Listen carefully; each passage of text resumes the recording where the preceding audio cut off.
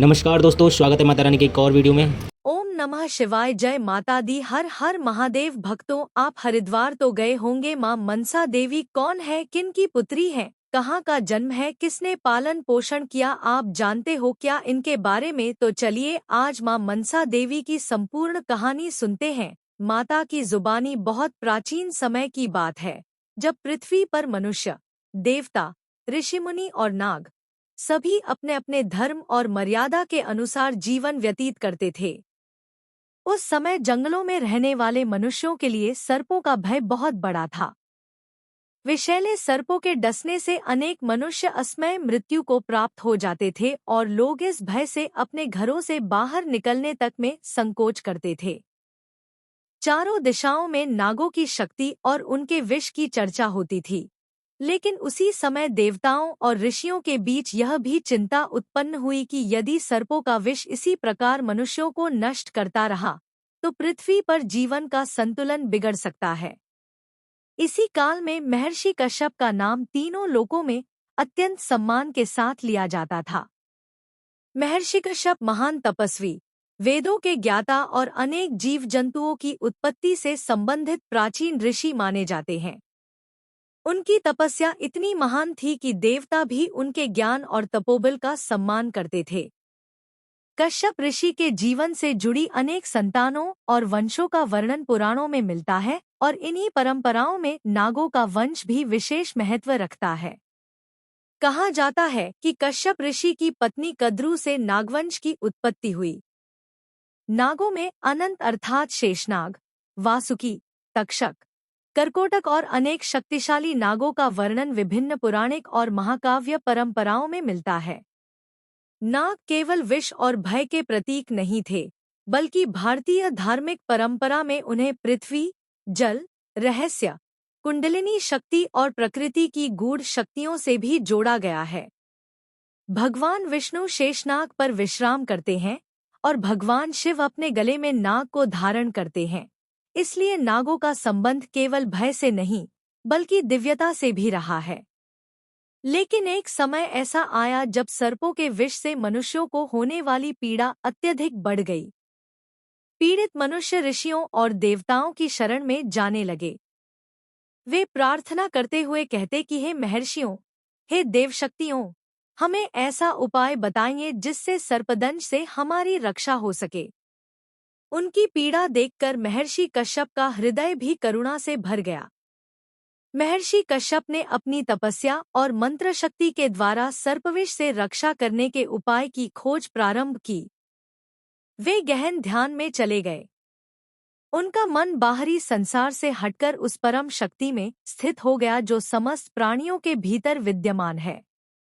उन्होंने ऐसी दिव्य शक्ति का ध्यान किया जो सर्पों के विष को नियंत्रित कर सके, विष से पीड़ित जीवों की रक्षा कर सके और नागों तथा मनुष्यों के बीच संतुलन स्थापित कर सके। कथा के अनुसार इसी गहन साधना के समय महर्षि कश्यप के मन से एक अद्भुत दिव्य शक्ति का प्राकट्य हुआ। वह शक्ति साधारण बालिका नहीं थी। उसके भीतर दिव्य तेज था, उसके मुख पर असाधारण शांति थी और उसकी उपस्थिति से पूरा वातावरण सुगंधित तथा प्रकाशमय हो उठा। वह देवी कश्यप के मन से प्रकट हुई थी, इसलिए उनका नाम पड़ा मनसा। मन से उत्पन्न होने के कारण उन्हें मनसा कहा गया। यही कारण है कि पौराणिक परंपरा में मां मनसा को महर्षि कश्यप की मानसी कन्या के रूप में समझा जाता है। उनका जन्म किसी सामान्य गर्भ से हुआ जन्म नहीं माना गया, बल्कि वे तप, संकल्प और दिव्य चेतना से प्रकट हुई शक्ति थी। जब देवी का प्राकट्य हुआ, तब महर्षि कश्यप ने उन्हें देखा और समझ गए कि यह कोई साधारण शक्ति नहीं है। उनके सामने स्वयं एक ऐसी दिव्य शक्ति प्रकट हुई थी जिसका उद्देश्य सर्पविष से रक्षा करना और जीवों के कल्याण में सहायता करना था। महर्षि कश्यप ने उस दिव्य कन्या को आशीर्वाद दिया और कहा कि तुम्हारे भीतर ऐसी शक्ति है जो संसार के लिए कल्याणकारी सिद्ध होगी। तुम नागों की शक्ति को समझोगी, सर्पविष के रहस्य को जानोगी और मनुष्यों को भी भय से मुक्ति देने वाली देवी के रूप में पूजी जाओगी। लेकिन मां मनसा की कथा यहीं समाप्त नहीं होती। उनका जीवन आगे चलकर अत्यंत कठिन तपस्या, भगवान शिव की कृपा, दिव्य ज्ञान, नागलोक से संबंध, विवाह, पुत्र आस्तिक और अंततः राजा जन्मेजय के महान सर्पयज्ञ से जुड़ने वाला था। देवी मनसा के मन में एक प्रश्न उत्पन्न हुआ कि यदि उन्हें संसार के कल्याण के लिए शक्ति प्रदान की गई है, तो उन्हें उस परम ज्ञान की प्राप्ति कहाँ से होगी जिसके द्वारा वे अपने उद्देश्य को पूर्ण कर सकें। उनके भीतर संसार के प्रति करुणा थी, लेकिन वे जानती थी कि केवल जन्म से कोई महान नहीं बनता, ज्ञान, तपस्या और साधना से शक्ति को जागृत करना पड़ता है। इसी विचार से मां मनसा ने कठोर तपस्या करने का संकल्प लिया। उन्होंने भगवान शिव को अपना आराध्य माना। भगवान शिव स्वयं विष के स्वामी और नीलकंठ हैं। समुद्र मंथन के समय जब हलाहल विष निकला था, तब समस्त देवता और असुर उस विष से भयभीत हो गए थे। संसार को विनाश से बचाने के लिए भगवान शिव ने उस भयंकर विष को अपने कंठ में धारण कर लिया और नीलकंठ कहलाए। इसलिए विष और विष के नियंत्रण से जुड़ी शक्ति के लिए शिव की शरण में जाना अत्यंत स्वाभाविक माना गया। मां मनसा कैलाश की ओर चली। हिमालय की ऊंची चोटियां, चारों ओर फैली बर्फ, शांत वातावरण, मंद मंद बहती हवाएं और दूर से सुनाई देती जलधाराओं की ध्वनि, इन सबके बीच देवी ने एकांत स्थान चुना और भगवान शिव का ध्यान करना प्रारंभ कर दिया। दिन बीतते गए, ऋतुएं बदलती रहीं। कभी हिमपात हुआ, कभी तेज हवाएं चलीं, कभी वर्षा ने उस स्थान को जल से भर दिया और कभी सूर्य की तीव्र किरणें पर्वतों को तपाने लगी। लेकिन मां मनसा अपनी साधना से विचलित नहीं हुई। उनका ध्यान केवल शिव में था। उनके मन में न भोजन की इच्छा थी, न आराम की, न संसार के सुखों की। वे केवल भगवान शिव की कृपा चाहती थी, ताकि उन्हें ऐसा ज्ञान प्राप्त हो सके जिससे वे जीवों का कल्याण कर सकें। उनकी तपस्या इतनी कठोर होती गई कि देवताओं तक को उनके तप का अनुभव होने लगा। उनके शरीर से निकलने वाला तेज धीरे धीरे चारों दिशाओं में फैलने लगा। वन के पशु उनके आसपास शांत रहने लगे। पक्षियों का कलरव जैसे धीमा हो गया और उस तपस्थली का वातावरण स्वयं किसी दिव्य तीर्थ के समान पवित्र हो गया। अंततः भगवान शिव मां मनसा की तपस्या से प्रसन्न हुए। एक दिन उनके सामने अचानक दिव्य प्रकाश प्रकट हुआ। उस प्रकाश के मध्य भगवान शिव का अद्भुत स्वरूप दिखाई दिया। जटाओं में गंगा, मस्तक पर अर्धचंद्र, गले में सर्प, शरीर पर भस्म और हाथ में त्रिशूल धारण किए हुए महादेव मां मनसा के सामने खड़े थे। मां मनसा ने आंखें खोलीं और भगवान शिव को अपने सामने देखकर भाव विभोर हो गईं। उन्होंने दोनों हाथ जोड़कर महादेव को प्रणाम किया। भगवान शिव ने कहा, हे मनसा, तुम्हारी तपस्या से मैं प्रसन्न हूँ। तुम्हारे मन में संसार के कल्याण की भावना है, इसलिए तुम्हें वह ज्ञान प्राप्त होगा जिसकी तुम्हें आवश्यकता है। तुम केवल सर्पों से संबंधित शक्ति नहीं रहोगी, बल्कि भक्तों के लिए रक्षा और आस्था का स्वरूप बनोगी। मां मनसा ने भगवान शिव से ज्ञान की प्रार्थना की। महादेव ने उन्हें मंत्र विद्या, आध्यात्मिक ज्ञान और सर्पों से संबंधित गूढ़ विद्याओं का उपदेश दिया। इसी कारण मां मनसा की परंपरा में उनका संबंध भगवान शिव की कृपा और शिक्षण से विशेष रूप से बताया जाता है। मां मनसा ने महादेव के चरणों में प्रणाम किया और कहा, हे प्रभु, यदि संसार में मेरी पूजा हो तो मेरा उद्देश्य केवल लोगों को भयभीत करना नहीं, बल्कि उन्हें धर्म, संयम और प्रकृति के प्रति सम्मान का संदेश देना हो। भगवान शिव ने उन्हें आशीर्वाद दिया। इस प्रकार मां मनसा के जीवन का पहला महान अध्याय पूरा हुआ। दिव्य प्राकट्य से लेकर कठोर तपस्या और भगवान शिव की कृपा प्राप्त करने तक का अध्याय। लेकिन मां मनसा की वास्तविक परीक्षा अभी बाकी थी। आगे चलकर उनका संबंध नागराज वासुकी और नागवंश से और अधिक गहरा होगा। फिर उनके जीवन में महर्षि जरत्कारु का प्रवेश होगा। एक ऐसा विवाह होगा जिसका संबंध आगे चलकर संपूर्ण नागवंश के अस्तित्व से जुड़ जाएगा। इसी विवाह से जन्म लेने वाला बालक आस्तिक भविष्य में ऐसी घटना को रोकने वाला बनेगा जिसमें राजा जन्मेजय क्रोध में आकर समस्त नागवंश को अग्नि में समाप्त करने के लिए विशाल सर्पयज्ञ प्रारंभ करेगा।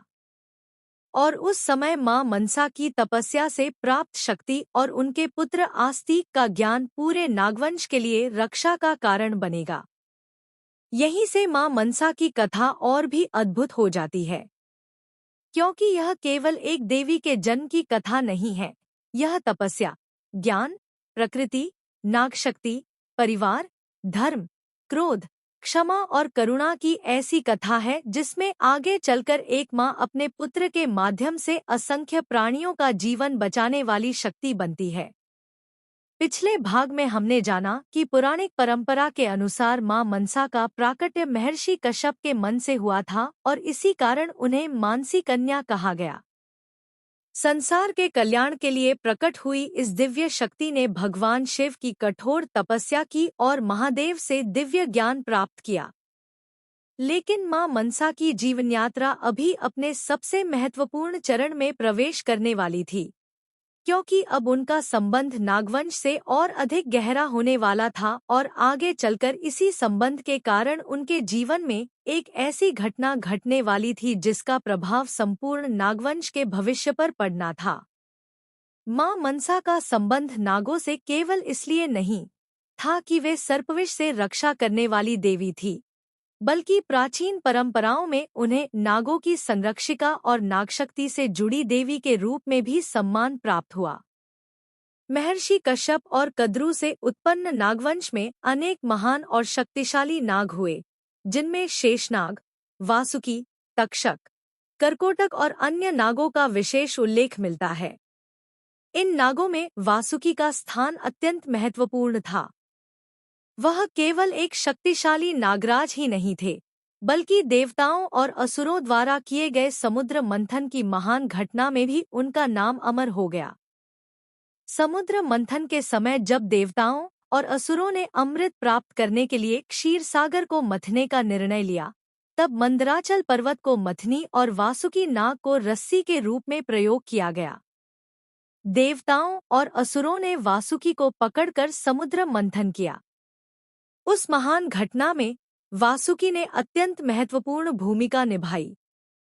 इस कारण उनका संबंध केवल नागलोक तक सीमित नहीं रहा, बल्कि उनका नाम तीनों लोकों में प्रसिद्ध हुआ। इसी नागवंश से मां मनसा का संबंध माना गया। अनेक पौराणिक और लोक परंपराओं में वासुकी को मां मनसा का भाई बताया गया है। इस संबंध ने मां मनसा की भूमिका को और भी विशेष बना दिया, क्योंकि अब वे मनुष्यों और नागों के बीच एक सेतु के रूप में देखी जाने लगी। मनुष्य सर्पों से भयभीत थे और नाग मनुष्यों के व्यवहार से अनेक बार क्रोधित होते थे, लेकिन मां मनसा के स्वरूप में दोनों के बीच संतुलन और संरक्षण की भावना दिखाई देती है। कथा के अनुसार जब वासुकी को मां मनसा के दिव्य स्वरूप और उनके ज्ञान का पता चला, तब नागलोक में भी उनके प्रति सम्मान बढ़ने लगा। नागों ने समझ लिया कि यह देवी केवल किसी एक परिवार या वंश की शक्ति नहीं है, बल्कि उनके भीतर ऐसी दिव्य सामर्थ्य है जो विष, सर्प और प्रकृति की गूढ़ शक्तियों को नियंत्रित करने में सक्षम है। मां मनसा ने भी नागों के प्रति करुणा रखी। उन्होंने उन्हें यह शिक्षा दी कि शक्ति का अर्थ दूसरों को भयभीत करना नहीं होता। जिस प्रकार मनुष्य को अपनी शक्ति का दुरुपयोग नहीं करना चाहिए, उसी प्रकार नागों को भी अनावश्यक रूप से किसी जीव को कष्ट नहीं देना चाहिए। प्रकृति में प्रत्येक जीव का अपना स्थान है और यदि मनुष्य तथा नाग दोनों अपनी मर्यादा में रहें, तो संसार में संतुलन बना रह सकता है। लेकिन उस समय तक मनुष्यों और नागों के बीच पूर्ण विश्वास स्थापित नहीं हुआ था। मनुष्य सर्प को देखते ही भयभीत हो जाते थे और कई बार बिना किसी कारण सर्पों को मार देते थे। दूसरी ओर सर्प भी मनुष्यों के भय और आक्रामकता के कारण अपनी रक्षा में उन्हें डस लेते थे। इस प्रकार भय और हिंसा का एक चक्र बन गया था। मां मनसा के मन में यही विचार आया कि यदि संसार में उनकी पूजा हो और मनुष्य उन्हें श्रद्धा से स्मरण करें, तो शायद सर्पों का भय कम हो और मनुष्य प्रकृति के प्रति अधिक संवेदनशील बने। लेकिन देवी के सामने एक और बड़ी चुनौती थी। उनकी दिव्यता को संसार के सभी लोग तुरंत स्वीकार नहीं करने वाले थे। कई स्थानों पर लोगों को यह विश्वास ही नहीं था कि कोई ऐसी शक्ति भी हो सकती है जो सर्पों के विष से रक्षा कर सके। देवी को अपने अस्तित्व और शक्ति को सिद्ध करने के लिए अनेक कठिन परिस्थितियों से गुजरना था। इसी बीच उनकी जीवन यात्रा में एक महान ऋषि का प्रवेश हुआ, महर्षि जरत्कारु। जरत्कारु अत्यंत तपस्वी ऋषि थे। उन्होंने सांसारिक जीवन से लगभग पूरी तरह दूरी बना ली थी और अपना जीवन तपस्या तथा ब्रह्मचर्य में बिताने का संकल्प लिया था। वे संसार के बंधनों से मुक्त होकर आध्यात्मिक साधना में अपना जीवन समर्पित करना चाहते थे।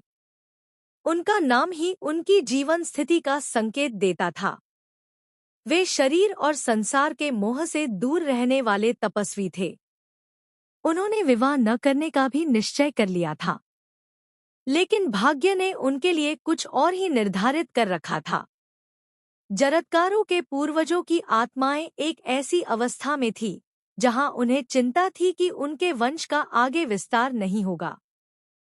पितरों को अपने वंश के समाप्त हो जाने का भय था, क्योंकि यदि वंश में कोई संतान न हुई तो उनके लिए किए जाने वाले श्राद्ध और धार्मिक कर्तव्यों की परंपरा समाप्त हो सकती थी। कथा में आता है कि एक दिन जरत्कारु ने अपने पूर्वजों को अत्यंत दुखी अवस्था में देखा। उन्होंने उनसे पूछा कि आप लोग इस प्रकार दुखी क्यों हैं? पूर्वजों ने बताया कि हमारा वंश समाप्त होने की ओर है और यदि तुम्हारे द्वारा कोई संतान उत्पन्न नहीं हुई तो हमारे वंश की परंपरा टूट जाएगी। जरत्कारु ने कहा कि मैंने तो जीवन भर विवाह न करने का संकल्प लिया है। मैं सांसारिक जीवन से दूर रहकर तपस्या करना चाहता हूँ। तब उनके पूर्वजों ने उनसे निवेदन किया कि यदि तुम्हारे लिए संभव हो तो केवल वंश की रक्षा और पितरों के कल्याण के लिए विवाह कर लो।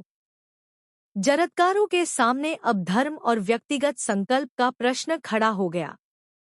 एक ओर उनका तपस्वी जीवन था, दूसरी ओर उनके पूर्वजों की इच्छा।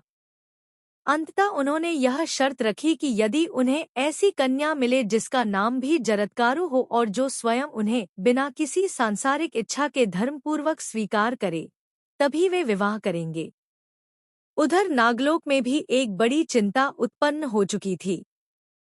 नागों को भविष्य से जुड़ी एक ऐसी भविष्यवाणी का भय था जिसके अनुसार आगे चलकर नागवंश पर भारी संकट आने वाला था।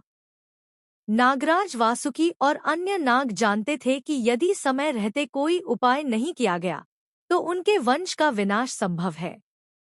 वासुकी को ऐसी संतान की आवश्यकता थी जो महान ज्ञान और तपोबल से संपन्न हो तथा संकट के समय नागवंश की रक्षा कर सके। यहीं से मां मनसा की भूमिका अत्यंत महत्वपूर्ण हो जाती है। नागराज वासुकी ने मां मनसा के सामने विवाह का प्रस्ताव रखा और उन्हें बताया कि महर्षि जरत्कारु के साथ उनका संबंध भविष्य में एक महान उद्देश्य को पूरा कर सकता है। मां मनसा ने अपने व्यक्तिगत सुख के बारे में नहीं सोचा। उनके सामने संसार और नागवंश के कल्याण का उद्देश्य था। लेकिन महर्षि जरत्कारु के स्वभाव को समझना आसान नहीं था। वे कठोर तपस्वी थे और उन्होंने स्पष्ट कहा कि यदि विवाह हुआ तो उनकी पत्नी को उनकी तपस्या और धर्म में किसी प्रकार की बाधा नहीं डालनी होगी। मां मनसा ने इस शर्त को स्वीकार किया। विवाह का समय आया। नागलोक और ऋषियों की परंपरा में यह विवाह अत्यंत महत्वपूर्ण माना गया। यह केवल एक पुरुष और स्त्री का विवाह नहीं था, बल्कि दो महान उद्देश्यों का मिलन था, ऋषि परंपरा, दूसरी ओर नागवंश की रक्षा। विवाह के बाद मां मनसा ने अपने पति की सेवा और धर्म का पालन किया। उन्होंने कभी अपने पति की तपस्या में अनावश्यक हस्तक्षेप नहीं किया और उनके जीवन की मर्यादाओं को समझने का प्रयास किया। लेकिन महर्षि जरत्कारु की एक विशेष शर्त थी कि उनकी पत्नी को किसी भी परिस्थिति में उनकी इच्छा के विरुद्ध उन्हें जगाना नहीं होगा। समय बीतता गया। एक दिन संध्या का समय था। महर्षि जरत्कारु गहरी नींद में थे। सूर्य अस्त होने की ओर था और संध्याकालीन धार्मिक कर्म का समय निकलता जा रहा था। मां मनसा के सामने कठिन निर्णय था। यदि वे ऋषि को नहीं जगाती तो संध्या का समय निकल जाता और उनके पति का धार्मिक कर्म छूट जाता। यदि वे उन्हें जगाती तो संभव था कि महर्षि क्रोधित हो जाएं और अपनी शर्त के उल्लंघन के कारण उन्हें छोड़ दें। मां मनसा ने धर्म को प्राथमिकता दी। उन्होंने अत्यंत विनम्रता से महर्षि को जगाया और संध्या के समय का स्मरण कराया। महर्षि जरत्कारु जागे और उन्हें पता चला कि उनकी पत्नी ने उन्हें उनकी नींद से जगाया है। उनके मन में क्रोध उत्पन्न हुआ। उन्होंने कहा, तुमने मेरी तपस्या और मेरी शर्त का उल्लंघन किया है। मां मनसा ने विनम्रता से कहा, स्वामी, मैंने आपके प्रति अनादर के कारण आपको नहीं जगाया। संध्या का समय निकल रहा था और मुझे भय था कि आपका धार्मिक कर्तव्य छूट जाएगा। मैंने केवल धर्म की रक्षा के लिए आपको जगाया। लेकिन तपस्वी ऋषि का क्रोध शांत नहीं हुआ। उन्होंने विवाह समाप्त करने का निर्णय लिया। मां मनसा के सामने एक बार फिर कठिन परीक्षा थी। उन्होंने अपने मन में उठते दुहक को दबाया और धर्म का मार्ग नहीं। इसी घटना के बाद उनके जीवन में एक और महान अध्याय प्रारंभ हुआ, उनके गर्भ से जन्म लेने वाले बालक का, जो आगे चलकर संपूर्ण नागवंश का रक्षक बनने वाला था। वह बालक था आस्तिक। आस्तिक का जन्म साधारण घटना नहीं थी। वह एक ऐसे समय में जन्म लेने वाला था जब भविष्य में राजा जन्मेजय के क्रोध के कारण नागों पर विनाश का संकट आने वाला था। मां मनसा ने अपने पुत्र को केवल परिवार का सदस्य नहीं माना, बल्कि उसे धर्म, ज्ञान और करुणा का मार्ग सिखाया।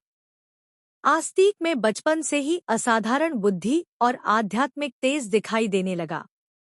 वह वेदों और धर्मशास्त्रों का अध्ययन करने लगा।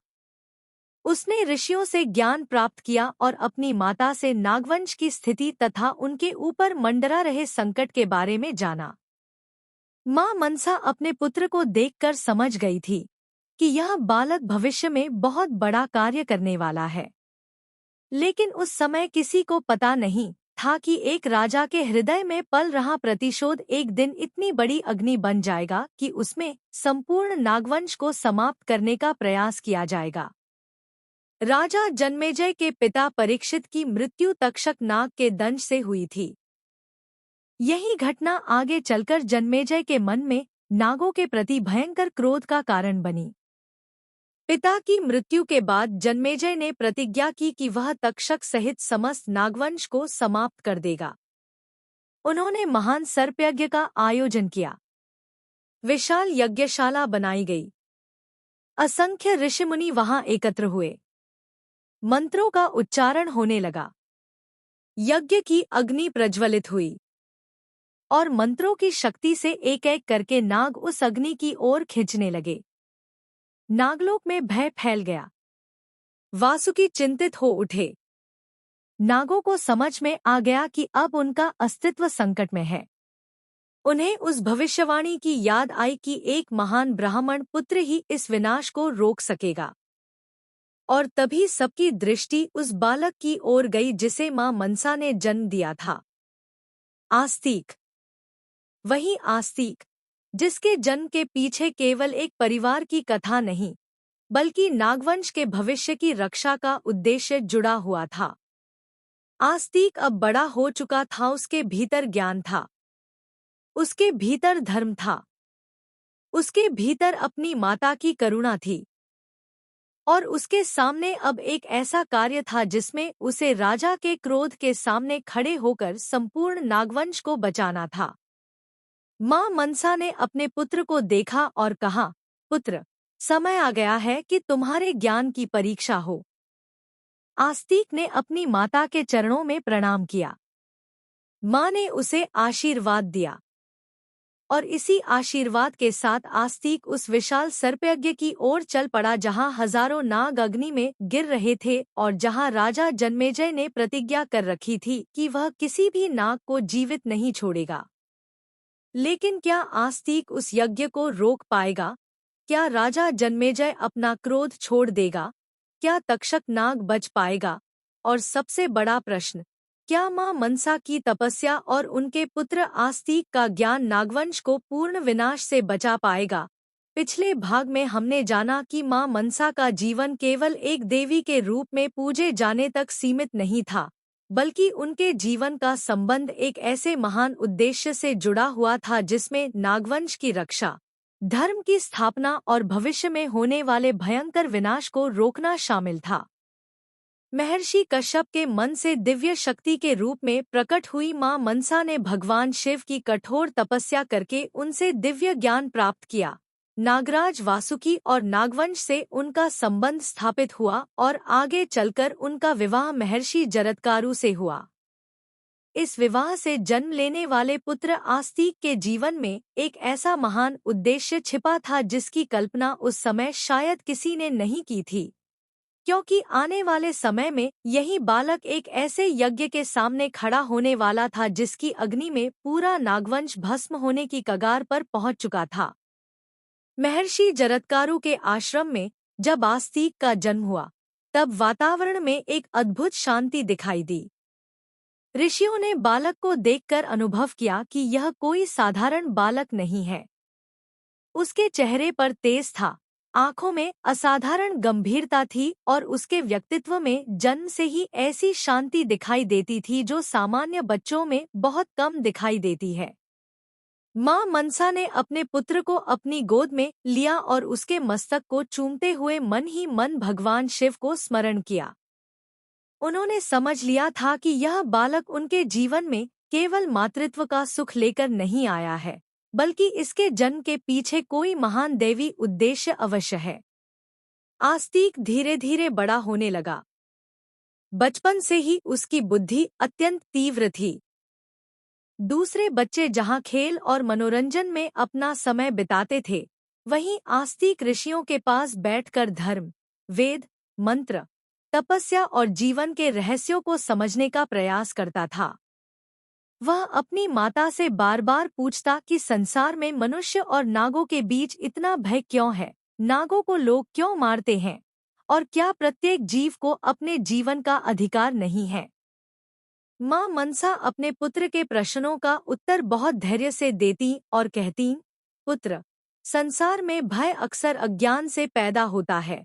जब मनुष्य किसी शक्ति को समझ नहीं पाता, तब वह उससे डरता है, और जब डर बढ़ जाता है तो कभी कभी वही डर क्रोध और हिंसा का रूप ले लेता है। मां मनसा अपने पुत्र को यह भी समझाती थी कि नागों की शक्ति का सम्मान करना चाहिए, लेकिन नागों को भी अपनी शक्ति का दुरुपयोग नहीं करना चाहिए। उन्होंने कहा कि प्रकृति में कोई भी जीव बिना उद्देश्य के नहीं बनाया गया है। जिस प्रकार मनुष्य पृथ्वी पर जीवन का एक हिस्सा है, उसी प्रकार सर्प भी प्रकृति के संतुलन का हिस्सा है। यदि मनुष्य बिना कारण सर्पों को नष्ट करेगा तो प्रकृति का संतुलन बिगड़ेगा, और यदि सर्प बिना कारण मनुष्यों को कष्ट देंगे तो भय और हिंसा बढ़ेगी। इसलिए धर्म का मार्ग दोनों के बीच संतुलन स्थापित करना है। आस्तिक अपनी माता की बातें ध्यान से सुनता और धीरे धीरे उसके भीतर करुणा तथा धर्म की भावना और गहरी होती चली गई। उसने वेदों और शास्त्रों का अध्ययन किया और ऋषियों की सेवा की। समय के साथ वह इतना विद्वान हो गया कि बड़े बड़े ऋषि भी उसके ज्ञान और विनम्रता की प्रशंसा करने लगे। लेकिन जिस भविष्य की ओर आस्तिक का जीवन बढ़ रहा था, उसकी शुरुआत एक बहुत पुरानी घटना से हुई थी, राजा परीक्षित की मृत्यु। राजा परीक्षित महान राजा थे और पांडवों के वंश से उनका संबंध था।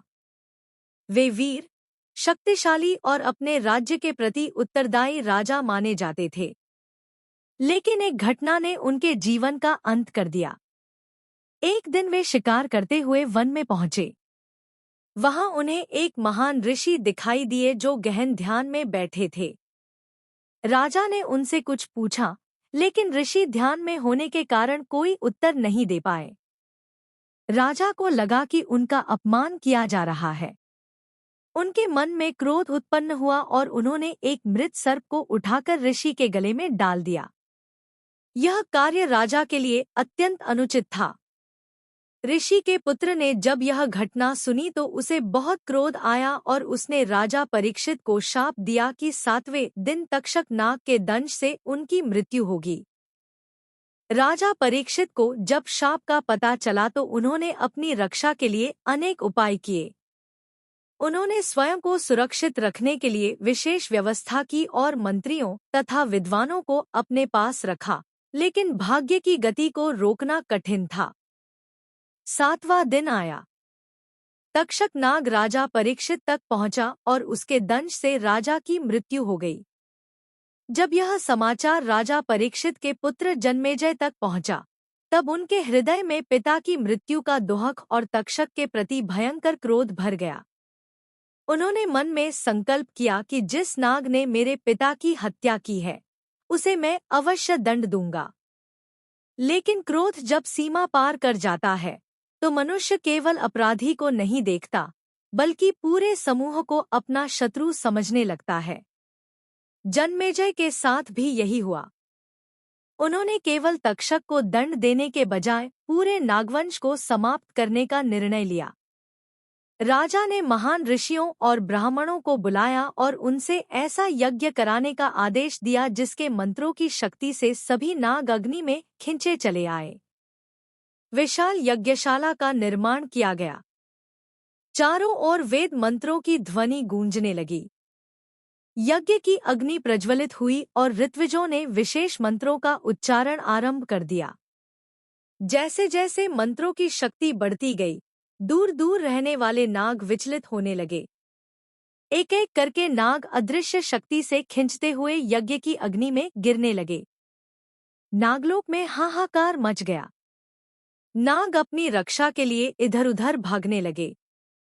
कई नाग पर्वतों की गुफाओं में छिप गए, कई समुद्रों और नदियों की ओर चले गए, लेकिन यज्ञ की मंत्रशक्ति उन्हें भी खींचने लगी। नागराज वासुकी ने यह भयानक दृश्य देखा तो उनका हृदय भय से कांप उठा। उन्हें समझ में आ गया कि यदि यह यज्ञ इसी प्रकार चलता रहा तो केवल तक्षक ही नहीं, बल्कि शेष, वासुकी के संबंधी और असंख्य नाग भी नष्ट हो जाएंगे। उन्हें उस प्राचीन भविष्यवाणी की याद आई जिसके अनुसार एक महान ब्राह्मण पुत्र ही नागवंश को इस विनाश से बचा सकता है। वासुकी ने अपने संबंधियों से कहा, अब हमारे पास केवल एक ही आशा है, वह आशा थी आस्तिक। उधर आस्तिक तक भी इस भयंकर घटना का समाचार पहुंच चुका था। उसने अपनी माता मनसा के पास जाकर कहा, माँ, क्या यह सत्य है कि राजा जन्मेजय ने समस्त नागों को समाप्त करने के लिए यज्ञ आरंभ किया है? माँ मनसा ने गंभीर स्वर में उत्तर दिया, हाँ पुत्र, यह सत्य है। आस्तिक ने कहा, लेकिन यदि तक्षक ने राजा परीक्षित की मृत्यु का कारण बनाया, तो पूरे नागवंश को दंड देना किस प्रकार उचित हो सकता है? माँ मनसा ने कहा, यही तो धर्म की परीक्षा है पुत्र। अपराध और अपराधी में अंतर करना आवश्यक है। यदि किसी एक के अपराध के कारण निर्दोषों का विनाश किया जाए, तो वह न्याय नहीं बल्कि प्रतिशोध बन जाता है। आस्तिक ने अपनी माता की ओर देखा। उसके मन में अब एक दृढ़ संकल्प जन्म ले चुका था। उसने कहा, माँ, मैं उस यज्ञ को रोकने जाऊंगा। माँ मनसा ने कुछ क्षण तक अपने पुत्र को देखा। वह जानती थी कि यह कार्य आसान नहीं था। सामने राजा जन्मेजय थे, उनके साथ शक्तिशाली ऋषि थे और यज्ञ की अग्नि निरंतर प्रज्वलित थी।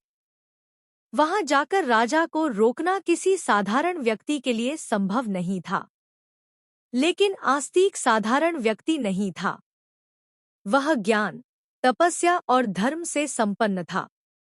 माँ मनसा ने अपने पुत्र के मस्तक पर हाथ रखा और उसे आशीर्वाद दिया। उन्होंने कहा, पुत्र, सत्य के मार्ग पर चलना, लेकिन अहंकार को अपने भीतर प्रवेश मत करने देना। राजा से शत्रु की तरह नहीं, धर्म के प्रतिनिधि की तरह बात करना।